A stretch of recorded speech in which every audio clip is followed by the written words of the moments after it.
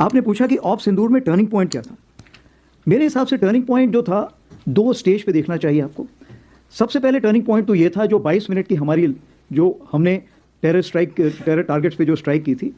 उस 22 मिनट से सबसे पहले तो क्या हुआ था कि जो उनका डिसीजन मेकिंग साइकिल था अपोजिट साइड का, वो बिल्कुल हिल गया था। एंड उन्हें वक्त लगा समझने में, एंड चूंकि वक्त लगा तो जिसके हाथ में जो आया, किसने पत्थर फेंकना शुरू कर दिया, किसी ने ड्रोन, किसी ने मिसाइल,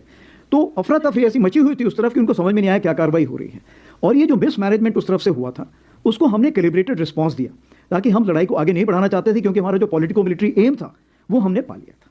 दूसरा जो टर्निंग पॉइंट था, जो मैं शायद यहाँ पे खुले में ना बता पाऊँ, बट 10 तारीख को सवेरे कुछ ऐसे निर्देश तीनों सेनाओं को दे दिए गए थे कि अगर ये लड़ाई आगे बढ़ती तो इसमें क्या होना था, वो जिसको समझ में आना था उसकी समझ में आ चुका था।